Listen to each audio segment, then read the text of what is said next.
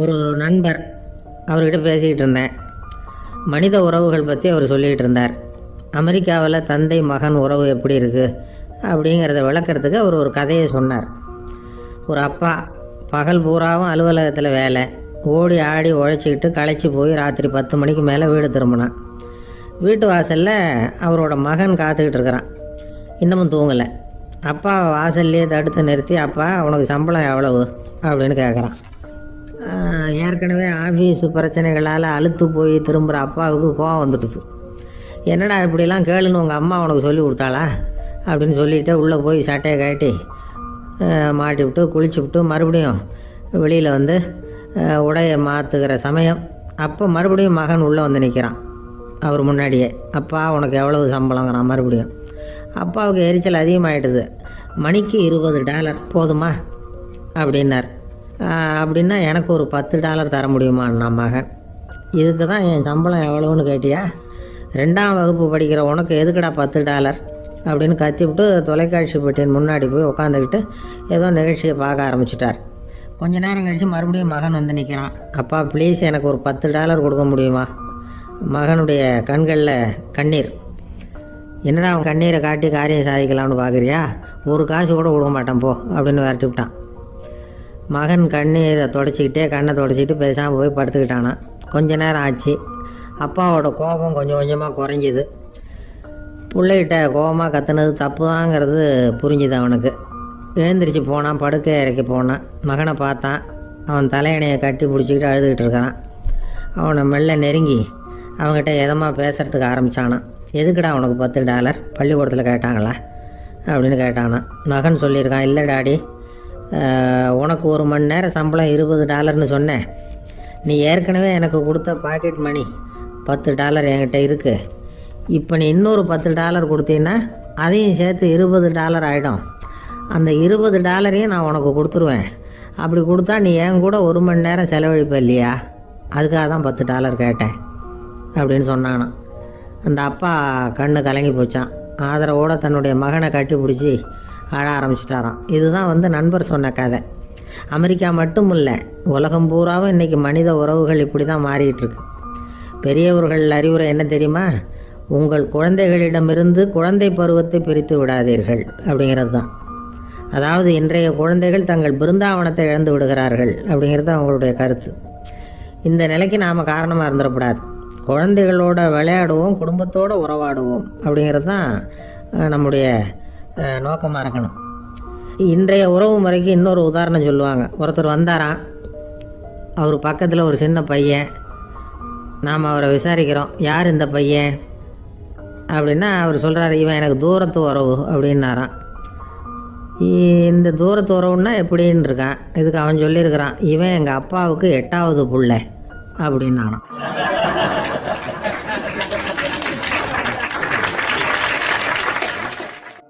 கணவன் மனைவி அன்பாக இருக்கணும், ஒருத்தர் நல்லா புரிஞ்சுக்கணும், விட்டு கொடுக்குற மனப்பான்மை வேணும். அதுதான் ஒரு நல்ல குடும்பம். இன்றைக்கி பல குடும்பங்களில் அர்த்தமில்லாத சண்டைகள் தான் அதிகம். கிராமப்புறங்களில் வேடிக்கையாக ஒரு கதை சொல்லுவாங்க. ஒரு ஊரில் ஒரு ஆள் இருந்தான். வேலை வெட்டி இல்லாமல் சும்மாவே இருந்தான். அவனுக்கு கல்யாணம் பண்ணி வச்சாங்களாம். மனைவி வந்து சேர்ந்தா. சும்மாவே உட்காந்துருக்கிறியே, ஏதாவது சம்பாதிக்கிற வழியை பாரு அப்படின்ட்டுருக்கா. அதுக்கு தான் யோசனை பண்ணிகிட்ருக்கிறேன், ஒரு அருமையான ஐடியா அப்படின்னானா. என்ன அது சொல்லு அப்படின்ட்டுருக்கா. ஆகும், ஒரு ஆட்டுக்குட்டி வாங்க போகிறேன்ருக்கான். அதை வாங்கி என்ன பண்ண போகிறேன்னா, அந்த குட்டி வளரும், பெருசாகும், அதுக்கப்புறம் அது நிறைய குட்டி போடும் அப்படின்ட்டுருக்கான். சரி, அப்புறம் என்ன, அதையெல்லாம் சந்தையில் கொண்டுட்டு போய் விற்றுவிட்டு அந்த காசுக்கு ஒரு எருவு மாடு வாங்கலாம். சரி, அது எதுக்கு? எருவு மாடு நிறைய பால் கொடுக்கும், அதை கொண்டுகிட்டு போய் பால் பண்ணையில் கொடுப்பேன், அல்லது நானே விற்றுருவேன், கை நிறைய காசு கிடைக்கும். அதுக்கப்புறம் ஒரு பசுமாடு வாங்குவேன், பாலையும் விற்கலாம், நாமளும் காய் போட்டு சாப்பிட்லாம் இப்படிலாம் சொல்லியிருக்கான். அப்போ அந்த பொண்ணு சொல்லிச்சான், அடுத்த தெருவில் இருக்கிற எங்கள் அம்மா வீட்டுக்கும் கொஞ்சம் பால் கொடுத்து அனுப்பலாம் அப்படின்ட்டுருக்கா அந்த பொண்ணு.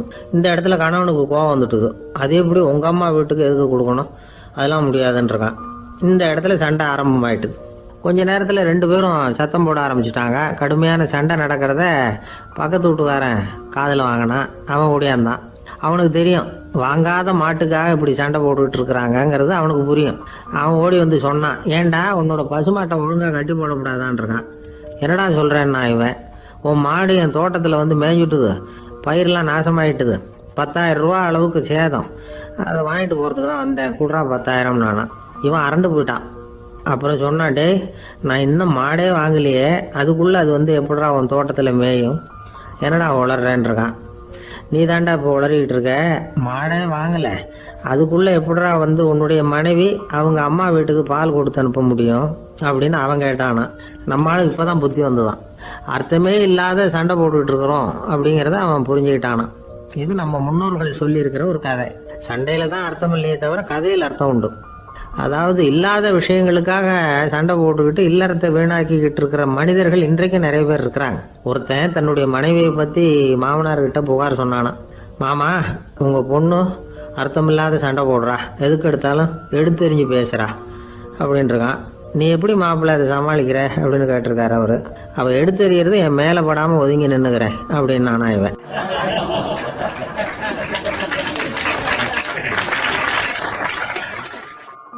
ஒரு பெரியவர்கிட்ட பேசிக்கிட்டு இருந்தேன்.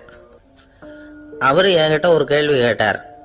திருடர்கள் எத்தனை வகை தெரியுமா உனக்கு அப்படின்னார். இதுதான் அவர் கேட்ட கேள்வி. எதுக்காக என்ன பார்த்து அந்த கேள்வி கேட்டார தெரியல. இருந்தாலும் நான் வந்து அவருக்கு பதில் சொன்னேன். திருடர்களில் வந்து எத்தனையோ வகை உண்டுங்க. கார் திருடன், சைக்கிள் திருடன், முகமூடி திருடன், எப்படி சொல்லிகிட்டே போகலாம். இருந்தாலும் என்னுடைய சிற்றறிவுக்கு எட்டின வரையில திருடர்களை வந்து 2 வகையாக பிரிக்கலாம் அப்படின்னு நினைக்கிறேன். ஒன்று ராத்திரியில் திருடுற திருடன், இன்னொருத்தன் பகலில் திருடுற திருடன். அதாவது பகல் திருடன், ராத்திரி திருடன் அப்படின்னு பெரியவர் சிரிச்சார். என்ன சிரிக்கிறீங்களே, என்ன கள்வர்கள் 4 வகை அப்படின்னு ஆரம்பிச்சார். எப்படின்னு கேட்டேன். சாப்பாட்டுக்கு இல்லாமல் திருடுறாங்க பாருங்க, அது ஒரு வகையாம். சாப்பாட்டுக்கு இருந்தும் திருடுறாங்க பாருங்க, அது ஒரு வகையாம். இதை தவிர இன்னும் ஒரு 2 வகை திருட்டு உண்டு. அது என்னன்னா, ஆண்டவன் கிட்ட இருந்து நாம திருடுற திருட்டு, இன்னொன்று என்னன்னா நம்ம கிட்ட இருந்து ஆண்டவன் திருடுற திருட்டு அப்படின்னார். எனக்கு ஒன்றும் புரியல. என்ன சார் இது, ஆண்டவனையே வந்து திருடன்னு சொல்றீங்களே அப்படின்னு ஆச்சரியமா. ஆமாங்க, ஆண்டவனை வந்து கள்வன்னு சொல்றது இல்லையா. காஞ்சிபுரத்துக்கு பக்கத்துல திருக்கார்வனம் அப்படின்னு ஒரு ஊர் இருக்கு. அங்க உள்ள பெருமாளுக்கு வந்து கள்வர்னு தான் பேரு. அது மட்டும் இல்ல, திருமங்கை ஆழ்வார் தம்முடைய திரு நெடுந்தாண்டகத்துல கார்வனத்துள்ளாய் கல்வா அப்படின்னு தான் அழைக்கிறார் அப்படின்னு நிறைய உதாரணம்லாம் சொல்ல ஆரம்பிச்சார். அதுக்கப்புறம் அவர்கிட்ட பேசி நான் புரிஞ்சுக்கிட்ட விவரங்களை தான் நான் இப்போ உங்ககிட்ட சொல்ல போகிறது. அதாவது அவர் சொன்ன முதல் வகை திருடர்கள் வந்து சாப்பாட்டுக்கு இல்லாமல் திருடுறவங்க. இவங்களை வந்து திருத்தி போடலாம். சாப்பாட்டுக்கு இருந்தும் பணம் சேர்க்கணுங்கிற ஆசையால் பொய் கணக்கெல்லாம் எழுதுறாங்க பாருங்க, அவங்க தான் 2வது வகை. 3வது வகை திருட்டு தான் மிகப்பெரிய திருட்டு. இறைவனுக்கு சொந்தமானதை நம்முடையதுன்னு நினைக்கிற திருட்டு. எது இறைவனுக்கு சொந்தமானது அப்படின்னா ஆத்மா. பகவானுக்கு சொந்தமான ஆத்மாவை நம்முடையதுன்னு நினைக்கிறது தான் அந்த மாபெரும் திருட்டு. இதுக்கு பேர் தான் ஆத்மாபகாரமா. சரி, இதுக்கு பரிகாரம் என்ன? எல்லாம் இறைவனுடையது, நமக்கு ஒன்றும் இல்லை அப்படின்னு நினைக்கிறது தான் இதுக்கு பரிகாரம். இதெல்லாம் இருக்கட்டும். 4வது திருட்டு ஒன்று சொன்னோம்ல, ஆண்டவன் நம்ம கிட்ட இருந்து திருடுறது. அது எப்படி? ஆண்டவனை வந்து கள்வன்னு சொல்றாங்க, அது சரி. அவர் என்னத்தை திருடினார்? இப்போ இன்னொருத்தருக்கு சொந்தமான ஒன்றை எடுத்து வச்சுக்கிறது தான் கள்ளத்தனம். ஆனா ஆண்டவன் எடுத்துக்கிட்டோம்னா இருக்கிறது எல்லாமே அவனுக்கு சொந்தம். அப்படி இருக்கிறப்போ அவரை எப்படி கள்வன்னு சொல்றது? இது என்ன புரியாம இருக்குதே அப்படின்னு சொல்லி பார்த்தா அதுக்கும் விளக்கம் சொல்றாங்க அவங்க. அதாவது ஆண்டவனுக்கு வந்து உருவமே கிடையாது, அரூபமா இருக்கிறவன், அதாவது உருவம் இல்லாம இருக்கிறவன். அப்படி உள்ள பகவான் வந்து நம்மள மாதிரி உருவத்துல இருக்கிறான். நம்மள மாதிரியே கையை காலு மூக்கெல்லாம் இருக்குது ஆண்டவனுக்கு. இந்த உருவம் நம்ம கிட்ட இருந்து திருடுனது தானே. அவன் வந்து தன்னுடைய உண்மையான திருமேனியை வந்து நமக்கு காட்டாம, அதாவது தரிசனம் கொடுக்காம இருக்கிறது கள்ளத்தனம் தானே. அதனாலதான் இதுவும் ஒரு பெரிய திருட்டு, இருக்கிறதுலயே மிகப்பெரிய திருட்டு அப்படிங்கிறார். என்கிட்ட இருந்த பேசிக்கிட்டு இருந்தார், இந்த விஷயம்லாம் சொல்லிட்டு இருந்தாரு இந்த பெரியவர். அதாவது திருட்டை வந்து ஆன்மீக நோகத்துல அவர் பார்க்கிறார். நம்ம பார்வையில இதை விட அபூர்வமான திருட்டுலாம் இங்க உண்டு, அபூர்வமான திருடர்களும் உண்டு. ஒரு திருடன் சிறையிலிருந்து விடுதலையாகி வெளியில போனான். கொஞ்ச நாளில் மறுபடியும் திரும்பி ஜெயிலுக்கு வந்துட்டான். அப்போ சிறை அதிகாரி அவனுக்கு வந்து அறிவுரை சொன்னாராம். ஏன்பா இப்படி அடிக்கடி தப்பு பண்ணிவிட்டு ஜெயிலுக்கு வந்து விடுறியே, உனக்கு சொந்த பந்தம் எதுவும் இல்லையா? உனக்கு அப்பா அண்ணன் தம்பிகள் அவங்க கூட எல்லாம் சேர்ந்து வாழணுங்கிற ஆசை இல்லையா அப்படின்னு கேட்டிருக்காரு. அவங்களோட சேர்ந்து வாழணுங்கிற ஆசை எனக்கு நிறைய உண்டுங்க சார் அப்படின்னு அவன். அப்புறம் எதுக்கு இப்படி ஜெயிலுக்கு வந்து விடுற அப்படின்னாரான் அவரு. அவங்க எல்லாருமே இங்கே தானே சார் இருக்காங்க அப்படின்னு அவன்.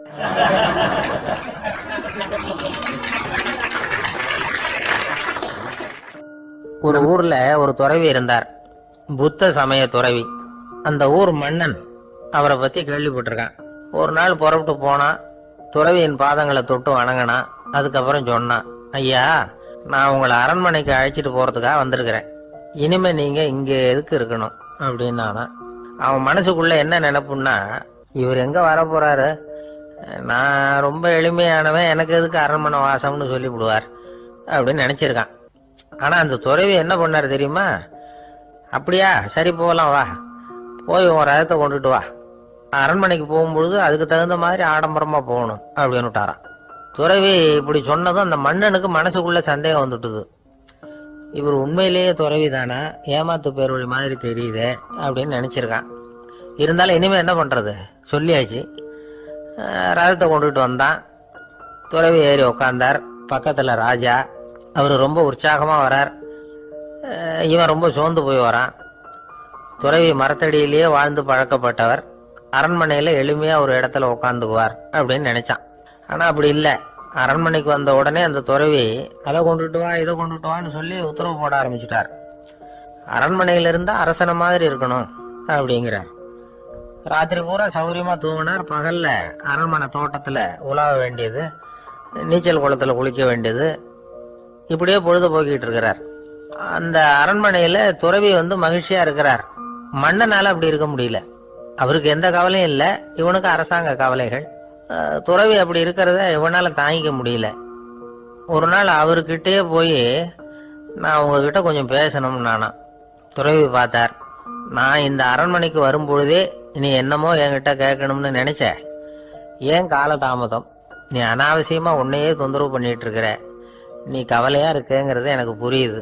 நான் மரத்தடியில் இருந்தப்போ கூட என்னை அடிக்கடி வந்து சந்திச்சுக்கிட்டு இருப்பேன், ஏதாவது விளக்கம் கேட்கறது உண்டு. இங்க வந்த பிறகு என்னை சந்திக்கிறது கூட அபூர்வமா போயிட்டுது. நீ இப்போ என்ன கேட்க போறேங்கிறது எனக்கு தெரியும், இருந்தாலும் கேள் அப்படின்னாராம். வேற ஒண்ணும் இல்லைங்க, இப்போ உங்களுக்கும் எனக்கு என்ன வித்தியாசம்? 2 பேரும் அரண்மனையில தான் இருக்கிறோம். நீங்க மகிழ்ச்சியா இருக்கிறீங்க, நான் அப்படி இருக்க முடியல. இவ்வளவுக்கும் நீங்க முன்னாடி இருந்தது மாதிரி இல்லை. தினமும் தங்க தேர் கேட்குறீங்க, உயர்தரமான ஆடைகள் அணிகிறீங்க, சுவையான சாப்பாடு. இப்படி இருக்கிறப்போ உங்களுக்கும் எனக்கு என்ன வித்தியாசம்? இதுதான் மன்னனுடைய கேள்வி. இதுக்கு பதில் சொல்றேன், என் கூட புறப்பட்டு வா, இந்த நகரத்துக்கு வெளியில போவோம் அப்படின்னு சொல்லி அரசனை கூப்பிட்டுக்கிட்டு ஊர் எல்லைக்கு வந்து சேர்ந்தார் துறவி. அங்க போய் சொன்னார், இத பாருப்பா, இந்த இடத்த தான் தேடிட்டு இருந்தேன், இனிமே நான் வந்து திரும்பி வர போறதில்ல, நீ என்னோட வர்றியா திரும்பி போறியா அப்படின்னார். நான் எப்படிங்க உங்க கூட வர முடியும்? என்னுடைய நாடு, என்னுடைய சொத்துக்கள், மனைவி மக்கள் எல்லாத்தையும் விட்டுட்டு எப்படிங்க வர்றதுன்னா. இப்ப அந்த துறவி சொன்னார், இப்ப வித்தியாசத்தை தெரிஞ்சுக்கிட்டியா? நான் அரண்மனையில இருந்தேன், எல்லா வித பொருள்களும் உடையவனா இருந்தேன், ஆனா எதையும் சொந்தம் கொண்டாடுறவனா இருக்குல்ல. ஆனா நீ அப்படி இல்லை, எல்லாத்தையும் சொந்தம் கொண்டாடிக்கிட்டு இருக்கிற. இதுதான் நமக்குள்ள வித்தியாசம் அப்படின்னு சொன்னார். அரண்மனை ஆடைகளை அப்படியே களைஞ்சார், அரசங்கிட்ட கொடுத்தார். உன்னுடைய ஆடைகளை நீயே வச்சுக்கோன்னார். அவர் பாட்டுக்கு நடந்து போனார், திரும்பியே பார்க்கல. அரசனுக்கு அப்பதான் தன்னுடைய அறியாமை விளங்குச்சான். இதுல இருந்து நாம புரிஞ்சுக்க வேண்டியது என்னன்னா, இந்த உலகத்துல எத்தனையோ பொருள்கள், அதையெல்லாம் முறையா பயன்படுத்தினா மகிழ்ச்சி. அதை விட்டுட்டு அதுக்கெல்லாம் சொந்தம் கொண்டாட ஆரம்பிச்சா கவலை. நம்ம ஆட்கள் வந்து சொந்தம் கொண்டாடுற விதமே தனி. ஒரு ஆளு இன்னொருத்தங்கிட்ட ஒரு கொடை கடன் வாங்கியிருந்தான், திருப்பி கொடுக்கல. கொடையை கொடுத்தவன் கேட்டான், என்கிட்ட கடன் வாங்கினிய கொடை, அதை கொஞ்சம் திருப்பி தர்றியான்னா. அது உனக்கு இப்போ அவசரமா தேவைப்படுதா அப்படின்னு கேட்டான் இவன். எனக்கு தேவைப்படல, அந்த கொடையை நான் யாருக்கிட்ட வாங்கியிருந்தேனோ அவனுக்கு இப்போ அது அவசரமா தேவைப்படுது அப்படின்னு நானும் அந்த ஆள்.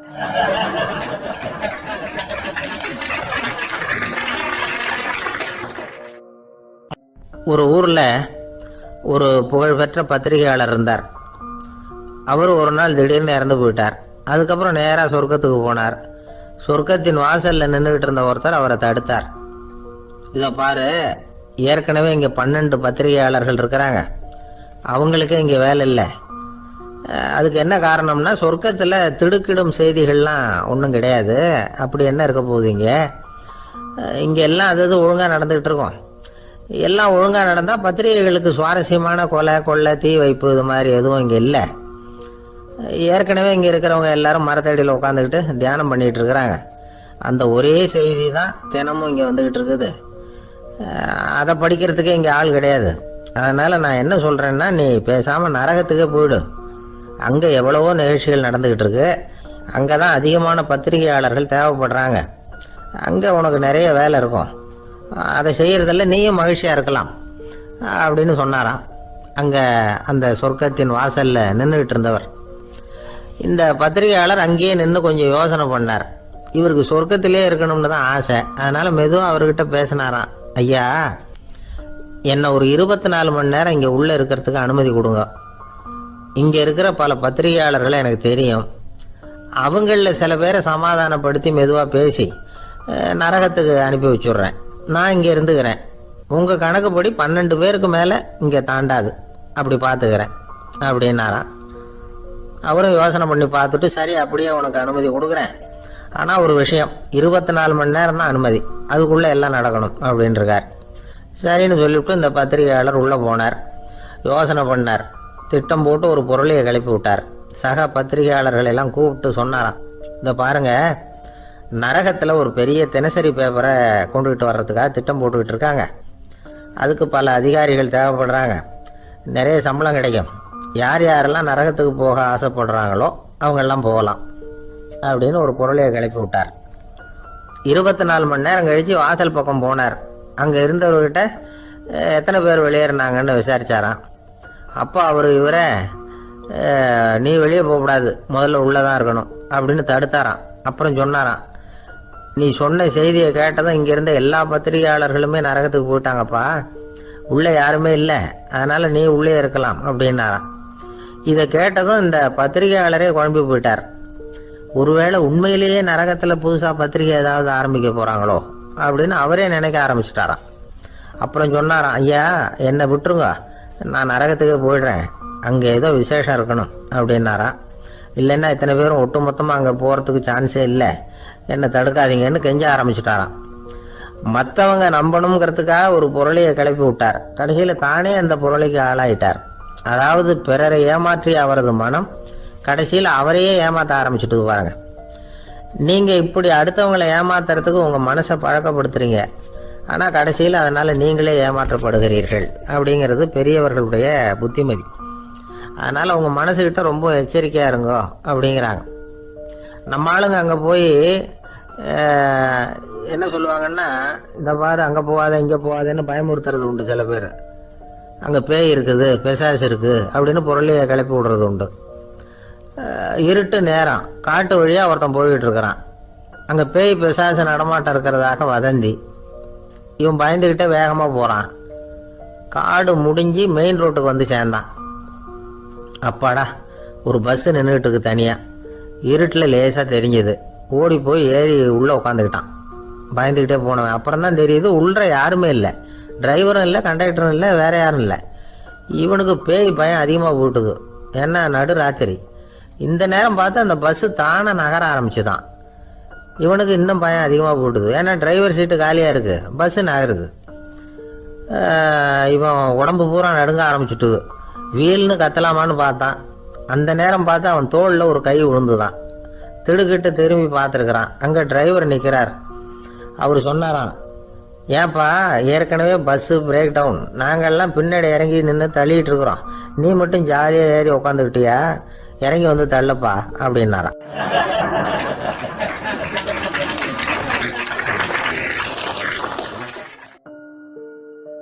ஒரு ஆசாமி வேகமாக ஓடிக்கிட்டு இருந்தான். ஏன் இப்படி ஓடுறேன்னு கேட்டார் இன்னொருத்தர். அங்கே ஒரு ஆள் அடிபட்டு கிடக்கிறான், அதை பார்த்தேன், உடனே ஓடுறேன்னா. எங்கேன்னு கேட்டார். ஆஸ்பத்திரிக்குன்னா. ஒரு ஆள் அடிபட்டு கிடக்கிறத பார்த்தா உடனடியாக நாம் செய்ய வேண்டியது முதல் உதவி, அதுக்கப்புறம் தான் ஆஸ்பத்திரி. இன்னைக்கு விபத்துங்கிறது சர்வசாதாரணமாக நடந்துக்கிட்டு இருக்குது. வாகன விபத்து, வெடிகுண்டு விபத்து, தீ விபத்து, கட்டடம் சரியறது, பூகம்பம், இப்படி நிறைய நடக்குது. ஒரு விபத்தை பார்த்துட்டா நம்மளில் பல பேர் நமக்கு என்னத்துக்கு வம்புன்னு ஒதுங்கி போயிடுறதும் உண்டு. சில பேர் துணிஞ்சு கிட்ட போய் உதவி செய்கிறதும் உண்டு. அப்படி உதவி செய்ய நினைக்கிறவங்களுக்கு உபயோகப்படுற தகவல் இது. விபத்தில் காயமடைஞ்சவங்களை 3 பிரிவாக பிரிக்கலாமா. முதல் வகை கொஞ்சம் சீரியஸானது, உயிருக்கு உடனே ஆபத்து தரக்கூடியது. மூளை காயம், முகம், கழுத்து காயங்கள், இருதயம், நுரையீரல் காயங்கள், வயத்தில் உள்ளுறுப்பு காயங்கள், அதிகப்படியான இரத்தப்போக்கு, இதனால எல்லாம் பாதிக்கப்பட்டிருந்தால் அது முதல் வகை அப்படின்னு நாமளே மனசுக்குள்ளே முடிவு பண்ணிக்கணும். இவங்களுக்கெல்லாம் உடனடியாக முதல் உதவி கொடுக்கணும். தாமதப்படுத்தாமல் ஆஸ்பத்திரிக்கு கொண்டுகிட்டு போயிடணும். இப்படி கொஞ்சம் எச்சரிக்கையாக நடந்துக்கிட்டால் அவங்களில் பல பேரை காப்பாற்றிப்படலாம். 2வது வகை எப்படின்னா, முதல் உதவி விரைவாக கிடைச்சா உயிர் பிழைக்கக்கூடிய மார்பு காயங்கள், கைகால் எலும்பு முறிவு, இடுப்பு முதுகெலும்பு காயம், சீரான இரத்த சேதம், இப்படிப்பட்டவங்களை 2வது வகையாக பிரிக்கணும். ஆபத்து இல்லாத சிராய்ப்புகள், சிறு காயங்கள், இரத்த உறைவுகள், இதனால் பாதிக்கப்படுறவங்க 3வது வகை. ஒருத்தர் தலையில் அடிபட்டு நினைவு விழுந்துட்டார்னு வச்சுங்க, அவருக்கு வாந்தி வர்றதுனால புறையேறி மூச்சு அடைப்பு உண்டாகும். இப்படி ஆகாமல் இருக்கிறதுக்காக தலையை ஒரு பக்கமாக சாய்ச்சி வைக்கலாம். நாடி துடிப்பையும் இதய துடிப்பையும் தொட்டு பார்க்கணும். அது குறைஞ்சிருந்தாலும் சரி, நின்று இருந்தாலும் சரி, அவர் மார்பை நிமிஷத்துக்கு 80 தடவை உள்ளங்கையால் அழுத்தி இதய துடிப்பை மீட்கிறதுக்கு உதவி பண்ணணும். கழுத்தில் காயம்பட்டாலும் ஆபத்து அதிகம். கழுத்துக்கு அடியில் ஒரு துண்டை மடித்து வைக்கலாம். 2 பக்கமும் சின்ன தலையணை அல்லது துணி மடிப்புகளை வச்சு கழுத்தை அதிகமாக அசையாமல் பார்த்துக்கலாம். முதுகெலும்பு முறிஞ்சிருக்குமோ அப்படிங்கிற சந்தேகம் இருந்ததுன்னா அவரை அதிகமாக அசைய விடக்கூடாது. அதிகமாக அசைஞ்சால் தண்டு இடத்துல பாதிப்பு ஏற்பட்டு கை கால் விளங்காமல் போயிடும். அவரை ஒரு கனமான போர்வை இல்லைன்னா பாயில் படுக்க வச்சு 4 பேர் மெதுவாக தூக்கி மருத்துவ உதவிக்கு அனுப்பி வைக்கலாம். கையெலும்பு முறிஞ்சிருந்தால் முறிஞ்ச பாகத்தை உடம்போடு சேர்த்து அசையாமல் கட்டி போடலாம். கால் எலும்பு முறிஞ்சிருந்தால் மற்ற காலோடு சேர்த்து கட்டி போடலாம். முறிஞ்ச பாகம் தொங்காமல் பார்த்துக்கணும், அப்போ தான் வீக்கம் உண்டாகாமல் இருக்கும். வெட்டு காயம், குண்டடிப்பட்ட காயம், இதிலெல்லாம் ரத்தப்போக்கு அதிகமாக இருக்கும். ரத்தம் வெளியேற ஆபத்து அதிகம். சுத்தமான துணியை பல மடிப்புகளை மடித்து காயத்தின் மேலே வச்சு அழுத்தமாக ஒரு 10 நிமிஷம் பிடிச்சிக்கணும். ரத்தம் நின்ன உடனே காயத்துக்கு கட்டு போடலாம். சில சமயம் காயம்பட்ட பாகத்தை உயரமாக தூக்கி பிடிச்சிக்கிட்டா தான் ரத்த கசிவு நிற்கும். இந்த விவரங்களையெல்லாம் கொஞ்சம் மனசில் வாங்கி வச்சுக்கிட்டோம்னா சமயத்தில் உதவும். ஏன்னா இந்த காலத்தில் விபத்து எந்த ரூபத்தில் எப்போ வரும்னு யூகிக்கவே முடியல. நண்பர் ஒருத்தர் சொன்னார், நேற்றுக்கு பாருங்கள் சார், என் கண்ணு முன்னாடியே ஒரு சின்ன விபத்து நடந்ததுன்னார். என்னன்னு விசாரித்தோம். ஒரு பஸ்ஸில் வந்துக்கிட்டு இருந்தேன். அந்த பஸ்ஸில் பின்பக்கம் படி ஓரமாக நின்றுக்கிட்டு இருந்த ஒருத்தர் ரோட்டில் விழுந்துட்டார்.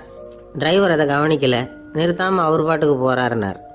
கண்டக்டர் உடனே விசில் கொடுத்து பஸ்ஸை நிறுத்த வேண்டியது தானே அப்படின்னோம். அதுதான் சார் முடியாமல் போச்சுன்னார் அவர். ஏன்னு கேட்டாங்க. தவறி கீழே விழுந்ததே அந்த கண்டக்டர் தான் சார் அப்படிங்கிறார்.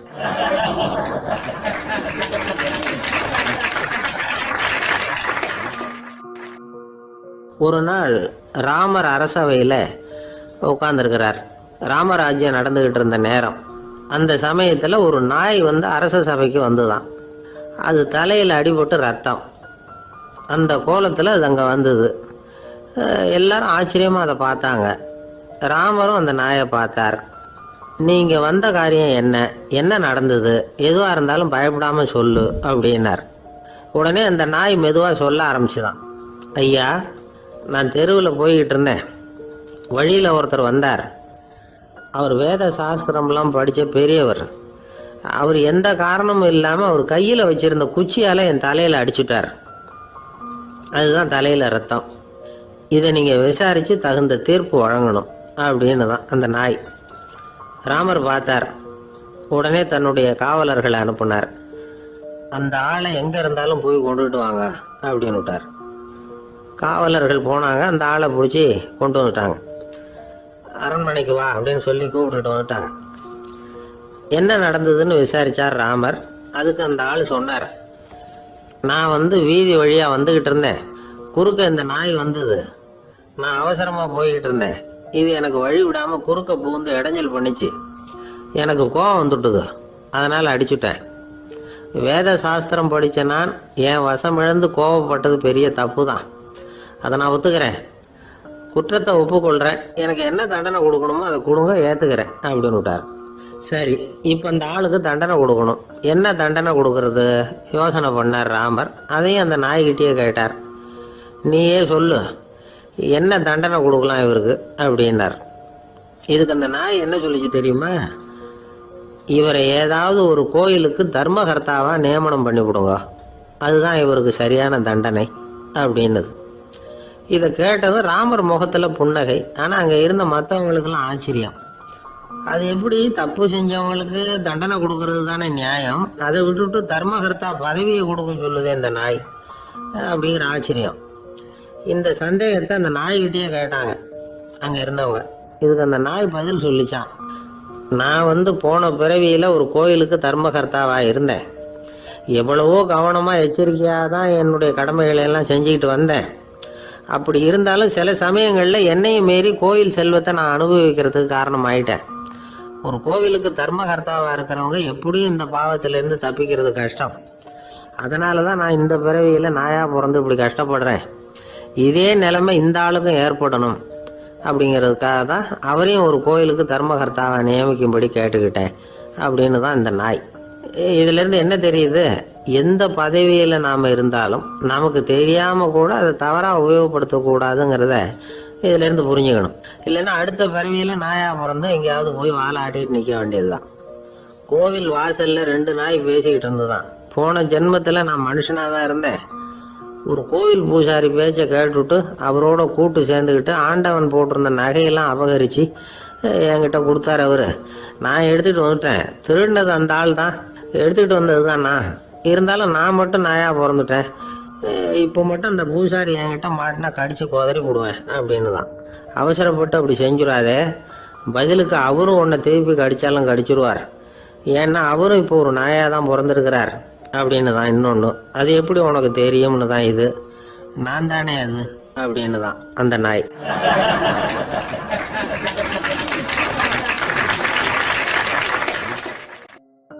இந்த காலத்து புள்ள ஒருத்தன் தன்னோட அப்பாவை பார்த்து சொன்னான், அப்பா நான் உனக்கு உதவி செய்யலாம்னு நினைக்கிறேன், என்ன உதவி செய்யணும்னு சொல்லு அப்படின்னா. நீ சும்மா இருந்தால் அதுவே எனக்கு செய்கிற பெரிய உதவிடா அப்படின்னார் அப்பா. சும்மா இருக்கிறதும் ஒரு உதவி தான், அது மாதிரி மௌனமும் ஒரு சமூக சேவை தான் அப்படிங்கிறார் காஞ்சி பெரியவர். நமக்கு 5 புலன்கள் இருக்குது, மெய் வாய் கண் மூக்கு செவி. இந்த 5லேயும் அதிகப்படியான வேலை எதுக்குன்னு நினைக்கிறீங்க? வாய்க்கு தான். ஏன்னா அதுக்கு 2 வேலை. இப்போ கண்ணுக்கு பார்க்குறது மட்டும்தான் வேலை, காதுக்கு கேட்குறது மட்டும்தான் வேலை, மூக்குக்கு வாசனை அறியறது தான் வேலை, உடம்புக்கு உணர்றது மட்டும்தான் வேலை. ஆனால் வாய் அப்படி இல்லை, அதுக்கு 2 வேலை. சாப்பிட்றதும் அதுதான், பேசுகிறதும் அதுதான். அதாவது வாய் ஒன்று தான் கர்மேந்திரியமாகவும் இருக்குது, ஞானேந்திரியமாகவும் இருக்குது அப்படின்னு சொல்லுவாங்க. சாப்பாட்டில் உட்காந்தா எந்தெந்த ஆகாரம் என்னென்ன ருசின்னு அறிவிக்கிற வேலையும் செய்யுது. சபையில் உட்காந்தா பாடுறது, பேசுறது, சிரிக்கிறது, இது மாதிரியான வேலையும் செய்யுது. இன்னொரு வித்தியாசம், கண்ணு காது மூக்கெல்லாம் ஸ்ட்ரெயின் பண்ணிக்கிட்டு வேலை செய்கிறதில்ல. ஒரு ரோஜா பூ பார்த்தா உடனே மூக்கு அப்படியும் இப்படியும் அசைய ஆரம்பிக்கிறதில்ல. ஒரு சங்கீதத்தை கேட்ட உடனே காது ஆட ஆரம்பிக்காது. ஆனால் வாய் அப்படி இல்லை, அது பேசினாலும் சரி சாப்பிட்டாலும் சரி அசைஞ்சு தான் ஆகணும். ஆக மற்றதை விட வாய்க்கு வேலை ஜாஸ்தின்னு தெரியுது. சாப்பிட்றது பேசுறது அப்படின்னு 2 காரியம் அதுக்கு. இப்படி 2 காரியம் இருக்கிறதுனால அது 2ஐயும் பாதியாக குறைச்சிக்கணுங்கிறது கடவுள் அபிப்பிராயமாக இருக்கணும் அப்படிங்கிறார் காஞ்சி பெரியவர். ஆனால் இப்போ நாம் அப்படியே நடந்துக்கிறோம், அதுக்கு நேர்மாறாக நடந்துக்கிறோம். நாம் சாப்பிட்றதும் அதிகம், பேசுகிறதும் அதிகம், 2 வேலையையும் தேவைக்கு அதிகமாகவே செய்கிறோம். வாய் தான் ரொம்ப ஓவர் ஒர்க்குடு. அதுக்கு ஓய்வு கொடுத்தா உடம்பும் நல்லாயிருக்கும், உலகமும் நல்லாயிருக்கும். மௌன விரதம் இருக்கிறதெல்லாம் எதுக்காக நினைக்கிறீங்க? இதுக்காக தான். இந்த காலத்தில் மௌனமாக இருக்கிறவங்கெல்லாம் மகத்தான தொண்டு செய்கிறாங்க அப்படின்னு தான் சொல்லணும். சத்தம் அதிகமாக போய் தான் சவுண்டு பொல்யூஷன் வருது. அது மட்டும் இல்லை, மௌனமாக இருந்தால் சண்டை சச்சரவே வராது. மௌனம் கலக நாஸ்தி. ஆக இதுவும் ஒரு சமூக சேவை தான். நமக்கு தான் வாய் இருக்குதுங்கிறதுக்காக வசமாக சாப்பிட்றதும் தப்பு, வளவளன்னு பேசுகிறதும் தப்பு. ஒரு கருத்தை சொல்கிறதுக்கு ஒரே ஒரு சொல்லு போதும் அப்படின்னு இருக்கும்பொழுது 2 சொற்களை செலவு பண்ணாதே. எவ்வளவு சொன்னாலும் அதனால் ஒரு பயனும் விளையாது அப்படின்னு தெரிய வருமேயானால் அந்த ஒரு சொல்லையும் விரயம் பண்ணாதே அப்படிங்கிறார் ஒரு அறிஞர். எல்லா குணங்கள்லேயும் மௌனம்தான் சிறந்தது அப்படிங்கிறார் ஒருத்தர். மௌனமாக இருக்கிறது மூலமாக மற்றவர்கள் குறைகளை நம்மளால் தெரிஞ்சுக்க முடியும். அதே சமயத்தில் நம்மக்கிட்ட இருக்கிற குறைகளை மற்றவங்களுக்கு தெரியாமல் மறைச்சிக்கவும் முடியுங்கிறார் அவர். உண்மைதானே.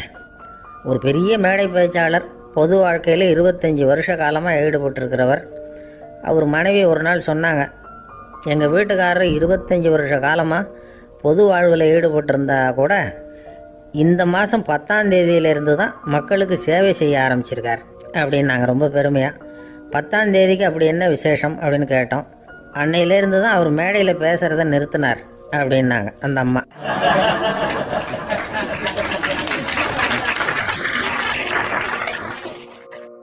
நம்மக்கிட்ட ஒருத்தன் தப்பாக நடந்துக்கிட்டானா உடனே நாம் என்ன செய்வோம்? கையை ஓங்கிட்டு அவனை அடிக்க போவோம்.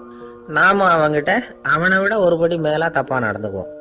ஆனால் பெரியவங்கள்லாம் அப்படி நடந்துக்கிறது இல்லை. இன்னா செய்தாரை ஒருத்தல் அவர் நாண நன்னயம் செய்து விடல் அப்படின்னு வள்ளுவர் சொல்லியிருக்கார் இல்லையா? அதுக்கு தகுந்த மாதிரி நடந்துக்குவாங்க. பாயசித் விஸ்தாமிங்கிறவர் ஒரு பெரிய ஞானி. அவர் ஒரு நாள் ராத்திரி ரொம்ப நேரம் மசூதியில் இருந்துட்டு வீட்டுக்கு திரும்பி வந்துகிட்டு இருக்கிறார். வழியில் ஒரு குடிகாரன், அவன் கையில் ஒரு இசைக்கருவி, அதை கண்ணா பின்னான்னு மீட்டிக்கிட்டு வாய்க்கு வந்தபடியே என்னத்தையோ பாட்டுன்னு நினச்சிக்கிட்டு பாடிக்கிட்டு அவன் பாட்டுக்கு கிடக்கிறான் வழியில். அதோடு இருந்தாலும் பரவாயில்ல, அந்த பக்கமாக வழியில் போகிறவங்க வர்றவங்களையெல்லாம் பார்த்து கண்ணா பின்னான்னு திட்டிக்கிட்டு இருக்கிறான், ஒம்பு வளர்க்குறான். பாயசித் பிஸ்தாமிங்கிற அந்த பெரியவர் அந்த வழியாக போகிறார். அவனை பார்க்குறார். அவனுடைய நிலைமையை பார்த்துட்டு பரிதாபப்படுறார். ஏன்பா இது மாதிரியெல்லாம் நடந்துக்கிற, இப்படி நடக்கலாமா அப்படின்னு ஏதோ கொஞ்சம் புத்திமதி சொல்கிறதுக்கு ஆரம்பித்தார். அவனுக்கு கோபம் வந்துட்டுது. கையில் வச்சிருந்த வாத்திய கருவி அதால் ஓங்கி அந்த பெரியவர் தலையில் ஒரு அடி கொடுத்தான். ரத்த காயம் ஏற்பட்டு போச்சு. அவன் கையில் இருந்த இசைக்கருவியும் அடித்த வேகத்தில் 2ஆக உடஞ்சி போச்சு. அவ்வளோ வேகமாக அடிச்சிருக்கான். இவ்வளவு தூரத்துக்கு நடந்து போச்சுல்ல, அந்த மாபெரும் ஞானி வாயை திறந்து ஒரு வார்த்தை கூட பேசலை. பேசாமல் தலையை பிடிச்சிக்கிட்டு அவர் பாட்டுக்கு போயிட்டார். மறுநாள் அந்த பெரியவர் என்ன பண்ணார் தெரியுமா? கொஞ்சம் இனிப்பு பண்டங்கள், கொஞ்சம் பணம், இது 2ஐயும் ஒரு ஆள் மூலமாக அனுப்பி வச்சார் அந்த குடிகாரனுக்கு. அவனுக்கு ஒன்றும் புரியல. என்ன விவரம்னு விசாரித்தான். வந்த ஆள் ஒரு கடுதாசியை நீட்டினான். அதில் விவரம் இருந்தது. ஞானி எழுதியிருக்கிறார், இதை பாருப்பா, உங்களுடைய இசைக்கருவி உடையறதுக்கு என்னுடைய தலை காரணமாக ஆயிட்டுது. அதுக்காக நான் ரொம்ப வருத்தப்படுறேன். அதுக்காக தான் பணம் அனுப்பி வச்சுருக்கேன். வேறு புதுசாக ஒரு இசைக்கருவி வாங்கிக்கோ.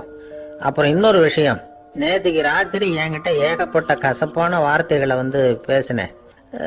இதோடு அனுப்பியிருக்கிற இனிப்பு பண்டங்களை சாப்பிட்டு உன்னுடைய நாவில் உள்ள கசப்பை மாற்றிக்கோ அப்படின்னு அதில் எழுதப்பட்டிருந்தது. இந்த சமயத்தில் அவன் குடி மயக்கத்தில் இல்லை, தெளிஞ்சு போயிருந்த நேரம் இது. அதனால் அதை படித்த உடனே அவனுக்கு ரொம்ப வெக்கமாக போச்சு. தலை குனிஞ்சான், யோசனை பண்ணான். கொஞ்ச நேரத்தில் தன்னுடைய நண்பர்கள் சில பேரையும் கூப்பிட்டுக்கிட்டு நேராக அந்த ஞானி இருக்கிற இடத்துக்கு ஓடினான். அவர் காலில் விழுந்தான், அவர்கிட்ட மன்னிப்பு கேட்டுக்கிட்டான்.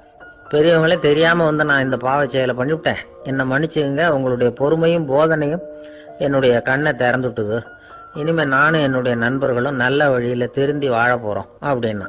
ஞானி செய்த நன்னயம் குடிகாரனை எப்படி திருத்திருக்கு பார்த்தீங்களா? இந்த கதையை கேட்டுட்டு ஒருத்தர் சொன்னார், என் வாழ்க்கையில் கூட அப்படி ஒரு சம்பவம் நடந்தது சார். நானும் ஒரு நாள் ராத்திரி ஓவராக குடிச்சிட்டு ஒரு கிட்டாரை வாசிச்சுக்கிட்டு கண்ணாபின்னான்னு உளறிக்கிட்டு திட்டிக்கிட்டு இருந்தேன். அந்த சமயம் அந்த வழியாக ஒருத்தர் வந்தார். ஓங்கி தலையில் ஒரே ஒரு அடி, ரத்தம் வந்துட்டுது. அதுக்கப்புறம் என் மனசு தெரிந்துட்டுது சார் அப்படின்னார். அப்படியா என்ன ஆச்சரியமா? ஆமாம் சார், அடி விழுந்தது அவர் தலையில் இல்லை, என் தலையில். வந்தவர் என்ன அப்படி அடிச்சுட்டார். மயக்கம் தெளிஞ்சதுக்கு அப்புறம் தான் எனக்கு விவரம் புரிஞ்சுது. அவர் ஒரு போலீஸ்காரரு அப்படின்னார் ரொம்ப சோகமா.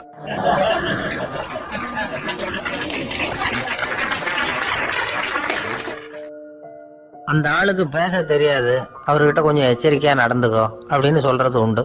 அப்படின்னா என்ன அர்த்தம்?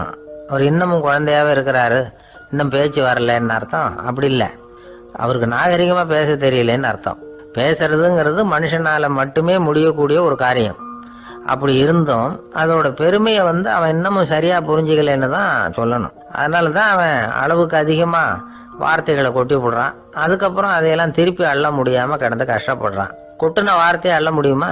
ஒருத்தரை இன்னைக்கு பார்த்து முட்டாள்னு திட்டி போடுறீங்க, நாளைக்கு மறுபடியும் அவர்கிட்ட போய் நேற்றுக்கு உன்னை முட்டாள்னு சொல்லிவிட்டேன், அந்த வார்த்தையை திருப்பி கொடு, வாங்கிட்டு போயிடுறேன் அப்படின்னு நான் சொல்ல முடியும்? அவன் கோபக்காரனாக இருந்தால் நேற்றுக்கே அதை வேறு விதமாக உங்களுக்கு திருப்பி கொடுத்துருப்பான். உலகத்தில் எவ்வளவோ ஜீவராசிகள் இருக்குது, அதுக்கெல்லாம் வாய் இருக்குது. அந்த வாயெல்லாம் எதுக்கு உபயோகம்? சாப்பிட்றதுக்காக. ஆனால் நமக்கு இருக்கிற வாய் சாப்பிட்றதுக்காக மட்டும் இல்லை, பேசுறதுக்காகவும் தான். பேச முடியலன்னா வாய் இருந்தால் கூட அது வாயில்லா ஜீவன் தான். ஒரு பையனை பார்த்து அது வாய் உள்ள ஃபுல்லாக பொழைச்சிக்கும் அப்படின்னா மற்ற பையன்களுக்கெல்லாம் முகத்தில் வாயே இல்லைன்னு அர்த்தம். அப்படி இல்லை, அந்த பையன் கொஞ்சம் கெட்டிக்காரத்தனமாக பேசுவான்னு அர்த்தம். அதனால் எப்படி பேசணும் அப்படிங்கிறத நாம் முக்கியமாக தெரிஞ்சுக்கணும். இதுக்கு 8 விதமான குறிப்புகளை நம்ம பெரியவங்க சொல்லியிருக்கிறாங்க. பேச்சுக்கு 8 அங்கங்கள் உண்டு அப்படின்னு அவங்க சொல்கிறாங்க. அதெல்லாம் என்னென்ன அப்படின்னா, உண்மை, நன்மை, அன்பு, நிதானம், இனிமை, ஆழம், சமயம் அறிதல், சபையறிதல். இந்த 8 தன்மையும் பேச்சில் இருக்கணுமா. இதையே கொஞ்சம் விவரமா சில பேர் போர்டில் எழுதி வச்சிருப்பாங்க. அதாவது எழுத்துலையாவது அதெல்லாம் இருக்கட்டுமே அப்படின்னு நினைச்சு நீங்க கூட சில இடங்கள்ல இதை பார்த்துருக்கலாம். அதாவது உண்மையே பேசுக, நன்மையே பேசுக, அன்பாக பேசுக, நிதானமாக பேசுக, இனிமையாக பேசுக, ஆழமுடையதாக பேசுக, சமயம் அறிந்து பேசுக, சபை அறிந்து பேசுக, இப்படி எழுதி வச்சிருப்பாங்க. இந்த 8 அம்சமும் சரியா பொருந்தி இருந்தாதான் அது பேச்சு. மற்றதெல்லாம் பேச்சாயிடாது. பேச்சு ஒரு சிறந்த கலை. எல்லாத்தையும் விட பேசாம இருந்தும் பழகணும், அது ரொம்ப முக்கியம். உண்மையே பேசணும். சத்தியத்துக்கு மதிப்பு கொடுக்குறவங்கள தான் சரித்திரம் மதிக்கும். உண்மை பேசினா மட்டும் போதாது, அந்த உண்மையில நன்மை கலந்துருக்கணும். கொலைகாரனுக்கு பயந்துக்கிட்டு ஒருத்தன் உங்க வீட்டுக்குள்ள ஒளிஞ்சிருக்கிறான். அந்த முரட்டு ஆசாமி கையில அறிவாளோட வந்து அவங்க வந்தானான்னு உங்ககிட்ட கேட்கறான்னு வச்சுங்க.